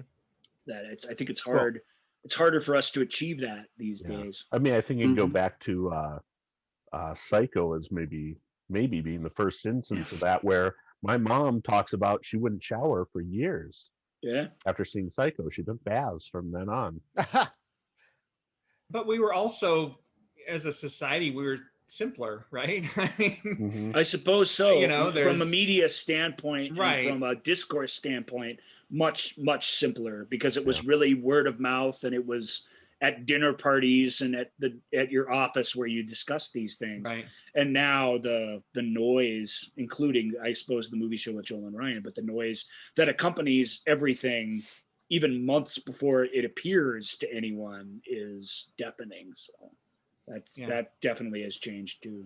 But I have those moments of, not regret, I guess isn't the right term, but a wish that I was old enough to see those films in the theater, like Jaws and The Exorcist, because just understanding the power they had, not that they didn't when I first saw them on home video or HBO or whatever, but just to be, have that experience. And I remember when I was, waxing nostalgic, and like, oh, I almost lost my mind and threw up in the aisle, that's great. I remember in 1999 going to see the slightly re-edited version of Alien on the big screen, but deliberately going across town to see it on a giant, as big a old school 1979 screen as I could find. And that's a movie I watched and dissected, 100 times. And the big screen, man, that having those things, it was almost more powerful knowing the story. Having those things in those moments so much larger than life in front of me was palpable. It was a powerful thing. I think one of the examples, like a current example of maybe for me, is when I experienced Blair Witch Project for the first time. I saw it when it was in limited release. The only thing I knew at the time, Elwood, my husband, we were then just dating, and he said that I heard about this at Sundance, and he told me that the critics said it was unlike any other film, because any other horror film usually has something for you to grab onto. This gives you nothing. You just fall freely. Yeah. And I said, okay. So we walked in and I saw the theater, read the tagline or the poster, read the tagline. That was it. I didn't know. And I literally was almost in tears at the end because I was so upset. It was one of the best audiences I've ever been a part of. I mean, you could have heard a pin drop for the entire run of the film. There was no talking. Cool. Everyone was so engaged. And by the time the credits rolled, and that last image, I'm like, I'm gonna cry. I'm so upset. And then of course I saw Written By, and until that moment, I thought it was real. I had those doubts as I'm watching, like, how did I not hear about this on the news? Right. This doesn't make sense, but oh my God, I guess, so I the whole time I thought it was real. And I ranked that as one of the top 5 emotional entertainment experiences, theater, movies, concerts, anything, because it was so powerful. And we walked out of that theater and there was already a line for the next show, and looking at the people's faces, because everyone walking out was just pale, silent, nothing. So seeing these people waiting and they're getting the reactions of the exiting people, you could tell they're like, oh crap, oh my God. But I think that's a good example for an Exorcist or a Jaws for me, that just was it's so a great primarily example. upsetting. It's 20 years old now, but that's a great example. That movie, it shelf life for affecting people in that way was short, but it did affect people, genuinely freaked them out. People really did believe what they were seeing, and believing what you're seeing is the ball game. So whatever gimmick gets you there, sure. Yeah, has value, I think. Yeah, real quick, Rob. I mean, I remember I was living in New York at the time, and my friend Todd was knew somebody who knew somebody who knew somebody. So one of those things with that production. And he said, and he just sent me the website, because at that point they did this whole guerrilla internet stuff, and the websites were all at like you said, Michael, as if this were real. And I was I was on these websites just going, I can't believe I would have thought I would have heard of this. It just happened in Maryland. Why? And it was the same sort of thing. And then my friend kind of burst my bubble. He was like, well, I mean, it's not, it's all crap, but I mean, this is what they're doing. And I'm like, oh man. Okay. Yeah. I think that's a great episode idea of these viewing experiences. Yeah, that's this episode. Because I had the same sort of thing with the Blair Witch. I knew it was fake going in, but I saw it opening weekend at the Uptown, and it sold out every show. And there were people sitting in the aisles of the Uptown Theater up in the balcony watching it. So we saw it with this huge crowd, and it was, if somebody said, what's a movie going experience that you can remember, that was a key one, because the film really worked on me. Yeah. It was all this anticipation in the theater. It was great. Well, the experience I had that, I don't know if you remember the moment where Mike says, I threw the map away. Yeah. And the audience reaction with the people that I was watching, I mean, I have never heard a collective gasp of such power. Everyone was like, oh my God. Yeah, it was intense. Now, like, God, that was the best movie going experience of my life. Yeah. Sure. And people complain about, how, if it's cheaply done or it's this or that, but that they understood the actors who were improvising the situation. The directors definitely came up with the idea that he did, and told him in that day's notes that they would give them at the beginning of each day that you're going to say this. But that actor, none of those 3 actors obviously are famous for much else. They've done other things, but his choice to tell it laughing like that. Like it's this reveal that now that we're all laughing together, I'm going to tell the truth about something, and isn't it funny? And our extreme opposite reaction from that tone, even, you know, like it's pretty brilliant. I got to admit, I love that moment. Maybe my favorite in that movie. In fact. I love this discussion, and I love that Alien sort of launched it, because that was a singular movie-going event for me, and totally different experience. But I saw it opening week in a big screen in Carlsbad, California, on a matinee, and there were maybe 5 people in the audience. Oh, wow! And I was never so terrified in my life. I mean, when that creature jumped out of John Hurt's belly, I lost it. It was crazy. I'm done. Yeah. Thank you. Good night. Deep dives of Alien films are definitely coming. So well, it's singular movie event. Because I saw Aliens first. I think I did too. I'm pretty sure. So I went back to Alien, and obviously it was a very different experience. I mean, equally terrifying to me, because Aliens, it scared the hell out of me. Bad, you know. So the brilliant thing to me about those movies, they're different genre of film. Yeah. You know, Right. I mean, I think Alien is a classic kind of gothic horror. You know, and the other one's an action adventure monster movie. Aliens is a combat movie, literally. Yeah. It's like a Vietnam combat movie. It isn't, but it is, which is what's brilliant, because it literally copies or answers every beat in the original, but in this entirely different genre setting, and that makes it original and a perfect sequel at the same time. It's largely considered one of the best, if not the best sequel ever. I think so. Given that it's not exactly a continuing story sequel. It's let's do this all again, but different kind of thing. Alien, made a bad Aliens, or call, Godfather Ripley. 1, Godfather 2, right? Bad call. I made a bad call, Ripley. It was a bad call. The yuppie turncoat in Aliens. Well, is one I of the think, you know, if most we brilliant ideas in all the films. I love it. I think one of the other, I always put And Aliens it's not up the as android. It's the yuppie just looking for this next nickel. That's the money. guy that Yeah. brings everybody down. I love it. the Love company. No, but I always put Aliens, yes, as like one of the best sequels ever, but I always put it right up against the Road Warrior for the like best sequel ever made. Yeah. I'm sure there's more that would probably make that list, but those Sure, two. there's plenty that we could debate, but that's But a those good two one. are Road tops, Warrior is yeah. really good. Yeah. Awesome. All right, so I do want to quick play one more message here. They were hoping to join us live, but we got this morning. Hello, Joel and Ryan. Hello there. Congratulations on 100 episodes Fantastic. of your amazing movie podcast. We're so happy to have been guests on it, and we're so proud of the work that you're doing. Wow, you guys really know a lot about movies. You certainly do. So congratulations. Keep on Congratulations to going. you both. Bye-bye. Bye. That is our dear friends Dana and Maz, Dr. Maz. They came on. They were our first. They were our first guests, weren't they? No. Wait, because Yes. we were on. Yes, they were, because we were on there. We were on Dana's show. Yes, we were on Dana's show at the start of COVID, and then we returned the favor and had them both on. Because because that was hard for me, because I didn't know what the show was even going to be. Yeah. We talked about Zardoz. We talked about Zardoz.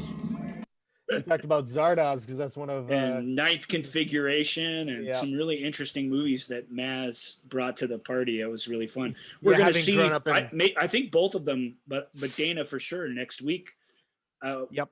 Rob, you'll like this. We're going to pimp a couple of upcoming shows. Next week is top 5, although it's competing top 5s between Dana and I, Jane Austen adaptations. And then the week after that with Michael and a very special guest who I'll keep a surprise.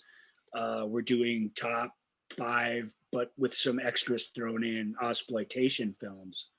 And that's going to be super fun. So Yeah. So it's 100 episodes, but 100 and the Ozploitation be films. pretty cool. Yeah, the Ozploitation films, and just because they're Australian exploitation films. we will for not those of be. you Road unfamiliar with Warrior and Mad Max will not be in there for that one. We're gonna, we could wait till next week to tell them that. Oh, okay. Well, some people. I know people are clamoring. Bait for and switch information. them. Yep. Mad Max fans show up Mad for Max show up. Yeah, Ozploitation. oh, Oh, here yeah. it comes. By the way, we're not Here it gonna comes. Nope. It's going to be James Bond. Yep. One thing that we, so, you know, back in the day when we thought, God, I hope we have enough to say about all of these things. Well, we better have some B segments, you know, some things lined up just in case we run out of things to say and we still need to fill time. Right. Little did we know that that was really never, ever going to be a problem. No. I still am a big fan of our B segments, though. And sometimes we've done, I think, 2 shows that have just been all B segment shows. And so one of them is, and they're both basically the same thing, but one of them is hot takes. In journalism. Oh, no, that's not that. Let's get some hot takes. Let's get some hot takes. Let's get some hot takes. Let's get some hot takes. Let's get some hot takes. Let's get some hot takes. You had originally sent me this. I found this and I hadn't seen it before. It was, what is a hot take? A hot take is a piece of deliberately provocative commentary that is based almost entirely on shallow moralizing in response to a news story, usually written on tight deadlines with little research or reporting, and even less thought. And even less thought. I'm sure I listened to That's it. in the show where we first do hot takes. We play that. Yeah, we. So I obviously I hate hot take journalism, so our whole segment is based on this just sheer stupidity of that. Yep. But my favorite Joel comes hot up take- with some good hot takes, and I get to rant and rave about them. To Yep. me, that's a match made in heaven. My favorite hot take was the National Treasure movies are actual national treasures. Bye, Brian. Thank you for Brian, joining thank us. you so much for joining us. Oh, thank you so much. This was great. We'll see you soon, my friend. Take care. Talk to you soon, man. Bye. And so yeah, my was the National Treasure movies are indeed national treasures. And I believe Ryan's response was no, they're not. And it's like he was not like, no, we're not even gonna entertain this one. No, I mean, I that was my response is no, that's not true. But whatever, And that's then, your yeah. cup of tea. They're not terrible or anything. I mean, but they are not national treasures. That is the very definition of a hot take: a worthless, vacuous, empty, stupid, clever, but Mhm. stupid statement about nothing. And then trying to respond to it substantively, I guess, is my job. I guess so. I won't be on again then. Yeah, that's. You love the National Treasure movies? No, I don't hate them. I don't just have they're not. anything to say. Yeah, no, pretty much. Michael speaks in hot takes. No, there. One of the other ones was these are some early ones that I wrote down that were early hot takes that we talked about. There are more great submarine movies than sports movies. Nope.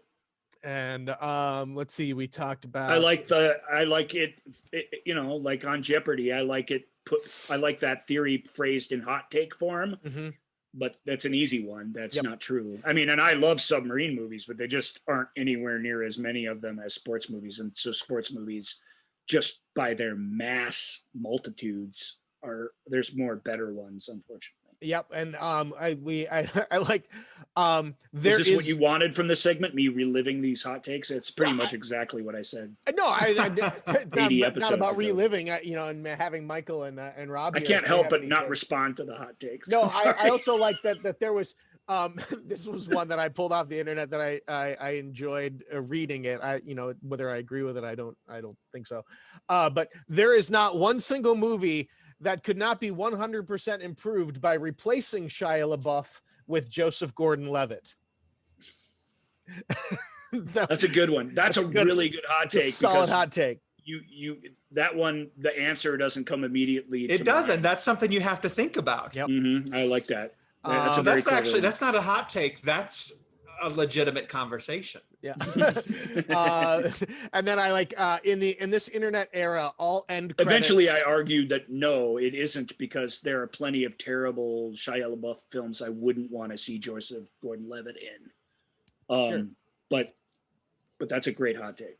And then all in this in this internet age, all end credits should just be eliminated and put a link to a website.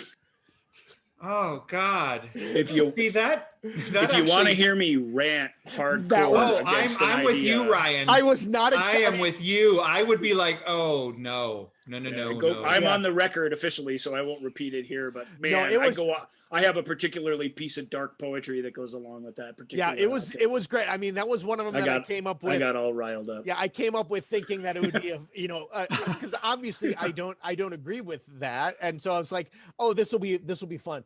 It went, and it was some classic Ryan ranting. It was spectacular, but we couldn't do a hot take every week. We couldn't do hot takes every week, so we also decided we invented a machine that allowed us to look at certain trends going on, and we were able to read this machine in real time. I called this segment the Stock Market Report, and Joel, with his awesome branding skills and marketing finesse, redubbed it the Tickertainment Trend Tracker. Yeah, the Tickertainment Trend Tracker. That was and that Tickertainment Trend Tracker. And that's this one. That's Bye.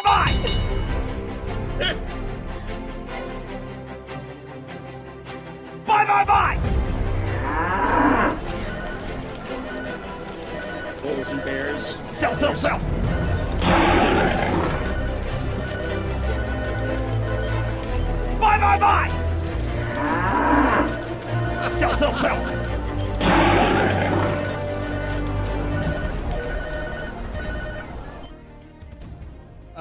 Yeah, I love Bye.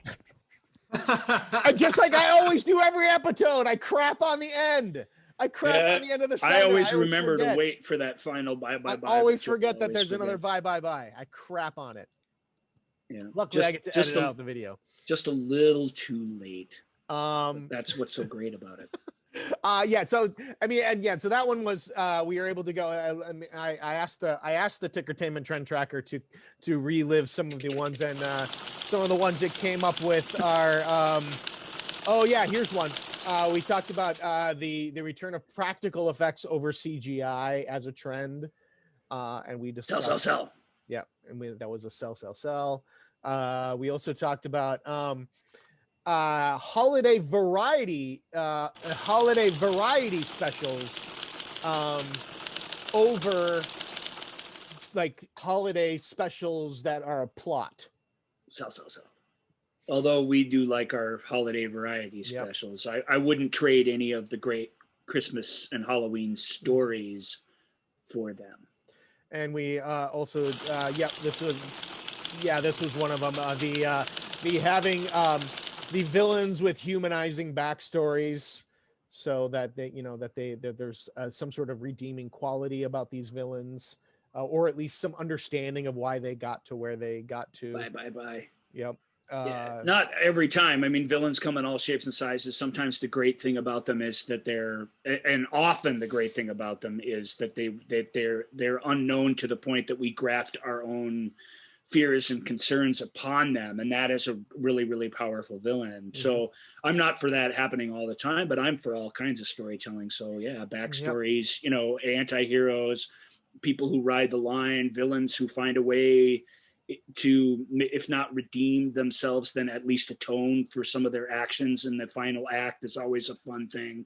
I like all kinds.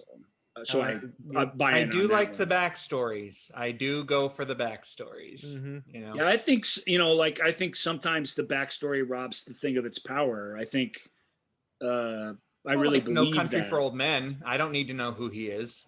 Right, exactly. That's a perfect example. Like what are you? Darn well there was some studio head who was like, let's do a sequel that is his backstory. Why? Let's do a prequel of showing him, how he got to where he is. I was debating with somebody about the quality of the film Hannibal Rising, which is Hannibal Lecter's backstory, and it's funny because in Manhunter. Or Red Dragon, the novel, I guess, because this exchange doesn't exactly happen in Manhunter, but in Red Dragon, Hannibal says that what are you looking for? Are you looking for some thing from my past that made me this way? I just am this way. I've always been this, and that that is a powerful thing. Like there's no inciting incident. And then of course, with all that publishing money at stake, Thomas Harris writes this crazy cannibalistic World War II backstory for the character of why he became what he became. And it's everything that's bad about cliched backstories. But I was defending the film because I was like, it's your fault, you person, whoever, I can't remember who it was that I was arguing with, but you're the one who still, even now, thinks that this is a good idea to tell this story. And I'm telling you that I think there could be no better film made of that story than Hannibal Rising. I think everybody came together to make the best movie they could. The story isn't worth telling, and it's a stupid story that undermines everything you care about. And there's almost no way it couldn't have been that.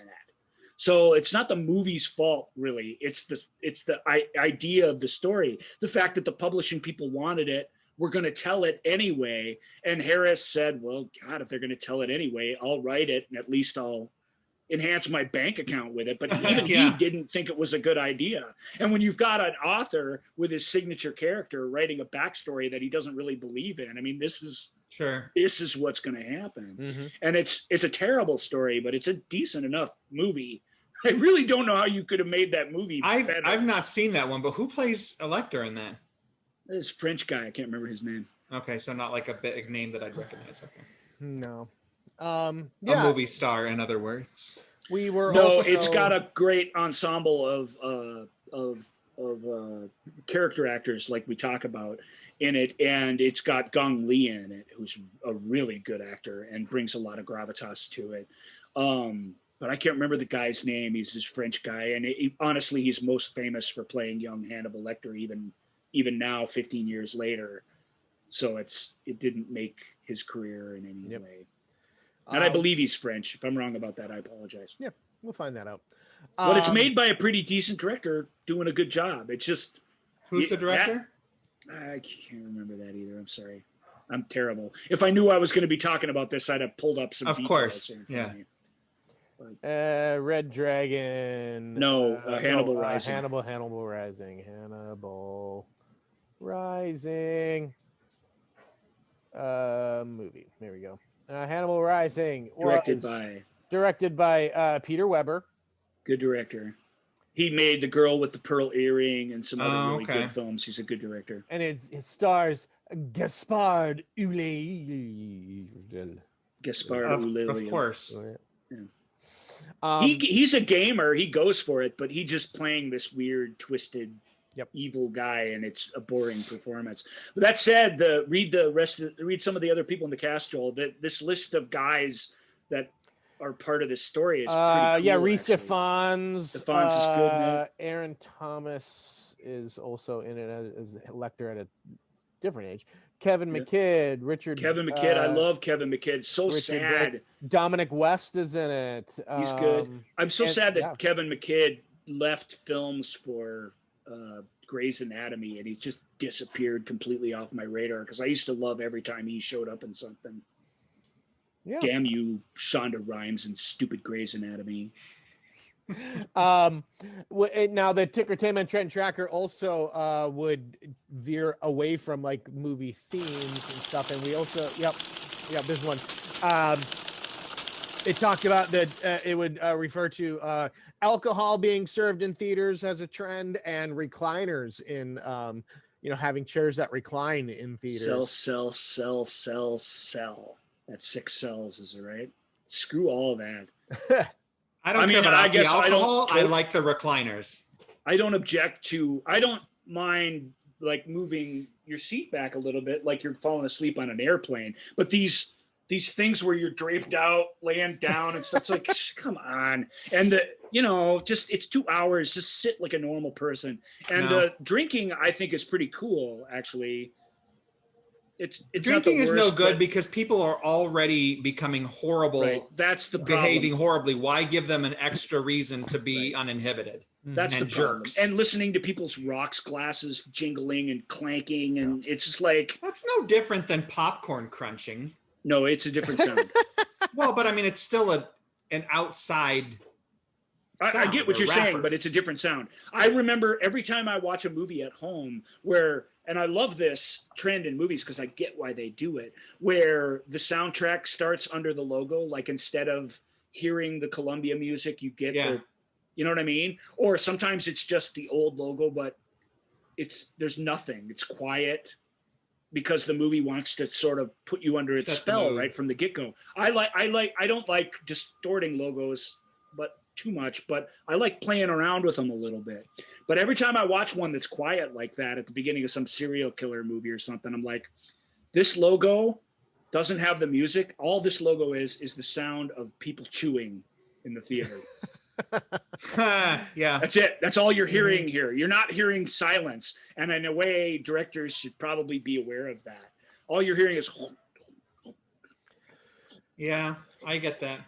But even that's better than like cocktail time. Like that's a totally different sound that Bossa Nova starts I up. know what you're saying. It's not like it's inherently more obnoxious, but it is more foreign to the movie going experience to me, so it stands out a little bit more. I have my glass. There's no ice. I'm kind of angry that that's not available to me. I just went to clink my ice and it's just water, and I splashed myself with water, so that was really smart of me. And Michael's right. Anything that makes people more obnoxious should be left out of the theater. And that way, recliners are kind of nice because at least your annoying kid could take a nap at some movie he doesn't want to see. Yeah. So I guess there's some utility there. And that, of course, that came up back when we used to be able to go to movie theaters. Those were the days. In the before times. In the before times. Rob is one of the few people who actually has ventured out and seen movies in the theaters. It's clever. Rob's picked his spots. Yeah. I've seen maybe 3 or 4. Usually about the only person in the theater. So. Just pretty spectacular. Yeah, it's safer than going to the grocery store. Yep. And they run so few showings because they have to clean the entire theater. So. And I actually did also see that a friend of mine for his daughter's birthday, they were able to like just bring in a DVD. I believe they brought in like Captain Marvel or something like that, and they were able to essentially rent the movie theater and play it on the big screen and have essentially a little very contained and it wasn't wasn't that expensive. So sell. Well, I only sell on playing all these stupid Top Gun and Dirty Dancing and War Games and all these John Hughes movies, and all these theaters are doing is popping a Blu-ray in and showing it on a screen, which makes it look like it came out of somebody's butt. It's terrible. It is not a projected theater experience by any means, and yet they're all using this sort of nostalgia and our lack of quality control within ourselves as cinema goers to just sell you the same old crap. In fairness, Ryan, Top Gun did come out of somebody's butt. Hey, look. It's true. Touche, my friend. But the if you're gonna gayest non-gay movie ever made. I'm not against revivals. If you want to project, Apocalypse Now or something, do it. Right. But just this playing if you played a DVD, you wouldn't even be able to see it. It'd be a big gray mess. So it must have been at least a Blu-ray. But even that is 4 times less, 6 times less the resolution of a projected film or an actual digital file that they project digitally. It's like you're not with compressed sound and stuff. It's just that fact that theaters are getting away with that annoys the hell out of me. Even though I want these independent theaters to stay alive and I get why they do it. I hate it. I hate it. Yeah.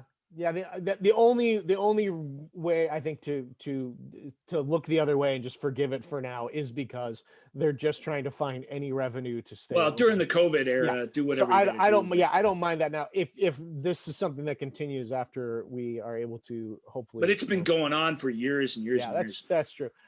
So every once in a while though, the Entertainment Trend Tracker will just kind of throw us a little loop here, and it would just say things like. It's as a trend, it would just say, you just don't get it, do you? You're supposed to say, first of all, that exchange starts with, what do you want from me, man? You just and don't then you get have it, to do you? you have to scoff. You still don't get it, do you? Is the only proper response to what do you want from me? And if you can get both of those things in your movie like that and have your movie not suck, then you're a movie magician, my friend. It would also, every once in a while, it would just say, oh yeah, this one was from a holiday trend tracker. It was the greatest gift was inside of us all along. And so, yeah, the trend tracker just sometimes just cuts it deep and just goes there. The greatest gift was inside of us all along, Joel. Mm-hmm. Yeah. I believe that's how I respond. And I believe that was bye, bye, bye. Yeah. I don't think you guys can get a full episode out of it, but there's got to be a discussion about dialogue and movie cliches that just make you want to retch, you know? Yeah, if we had you on the show, we could probably make a show of it. We would need the extra input. Yeah.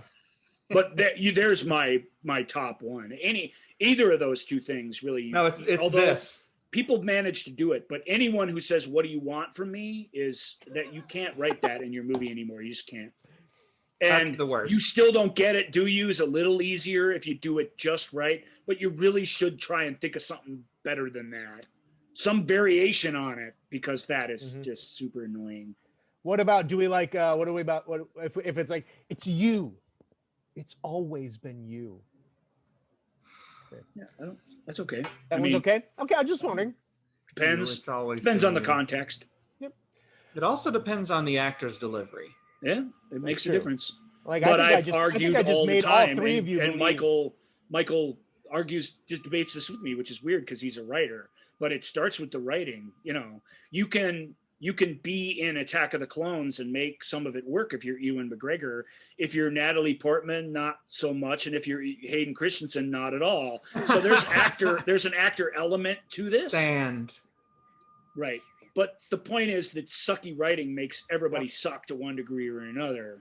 And you should at least consider when you're ripping on an actor what it is they were saying and whether someone else could do it. And I've challenged Michael on this very show more than once. Okay, Michael, say this line and make it work. You're an actor. Sometimes you could, maybe you can do it, but sometimes you can't do it. Sometimes it really does suck that hardcore. And the writer is to blame, or the director for letting. But that's that a side note I think I brought up with you as being an actor, writer actor together, however the timing's worked out. That's why I write good dialogue, because I know how hard it is to read bad dialogue. You know what I mean? Yes. It makes a difference, you know, because you can see people that aren't actors writing something and it's like, can I fix this? Somebody throwing their hands up and screaming no to the heavens has been in some really good movies. You can pull that off, but you as a writer should know that no, exclamation point, exclamation point, exclamation point, exclamation point, is gonna 70+% of the time gonna go bad. Yep. Even if you did everything right as a writer, it's not that you can't do it.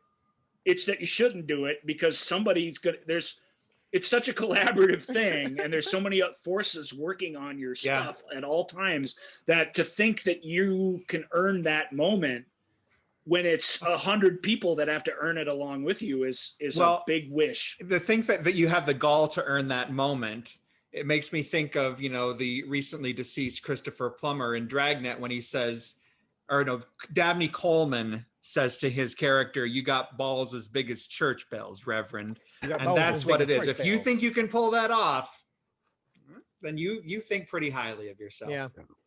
Although that to be fair, that's a cliche that goes back some years. Yes.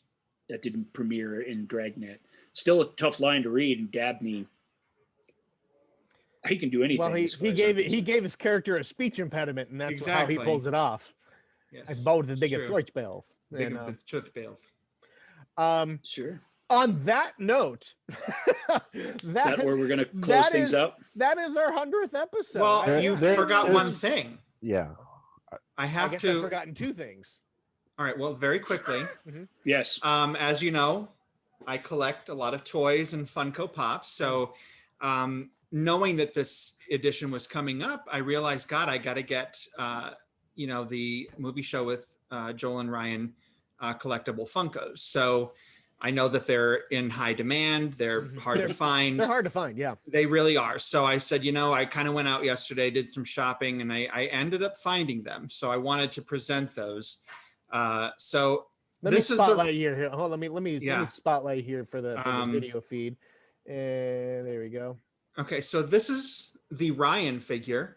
Not bad. So not bad. I mean, there's some hair there, so that kind of maybe is that from was an from the older early version. days. Yeah, that was the early days. So there's Ryan, and then I also was happy to find the Joel Funko Pop. Yeah, that works. So I'm very pleased to have them in my collection, and they're going to be worth something. I think so. Thank you. Yeah. That's very cool. Congratulations on that. Not everyone gets a Funko. No, that's true. Not everyone gets a Funko, and not everyone should have a Funko. Right. Good point. And I just wanted to say to you guys, you talked at the beginning how Michael sort of inspired you. Well, it was you guys doing this show that really inspired me to begin my theater reviews and my blog. Because you guys had started, and about a year later, I'm like, they're doing something with their interest beyond and putting something back out and maybe helping to support people watching movies. And I thought I could do that with theater, maybe. More people would get out and see things if, there were some recommendations out there from a friend. So you guys sort of inspired me to do something beyond just going to theater and enjoying. So I want to thank you guys for that. Your local theater stuff is just fantastic. Yeah. It's really, really fun. It's really shame COVID sort of killed live theater. Yes. As much as it killed anything in America. And so I missed that because I missed listening to you and reading your writing, but more than anything, I just miss the pictures of you and whomever in the audience, the adventure, the linear from thing to thing adventure of you going from each show to show. From a social media standpoint, that was really, really fun. Yep. And, as to what you're saying about supporting theater goers, we definitely do that. After the show, if you hang in there, you'll see that we have this program set up where for less than a cup of coffee a day, you can actually sponsor a local theater goer. They need all the support that they can get, especially in these hard times. And so anything you can give is greatly appreciated. Yep.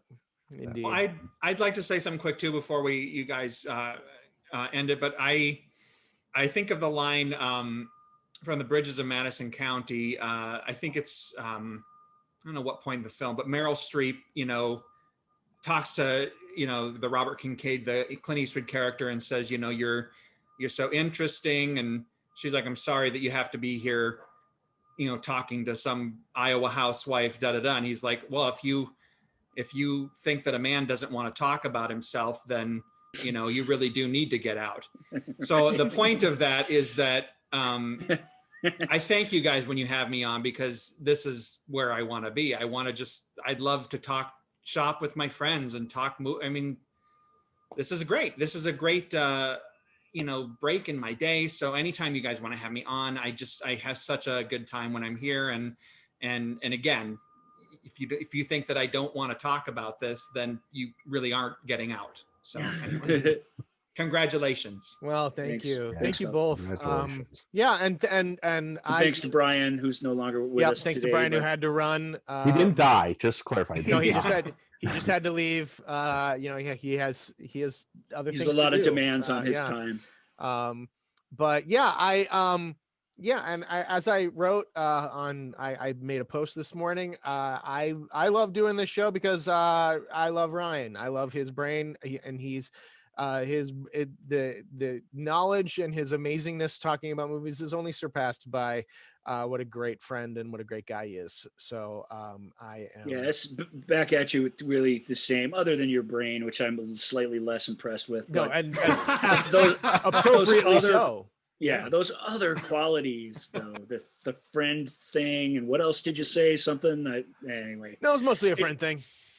Joel's been one of my most loyalist friends ever. He's the perfect guy to partner with in this. He just is so talented and awesome, and you don't give your own brain enough credit, honestly, on the show. Your counterpoint and your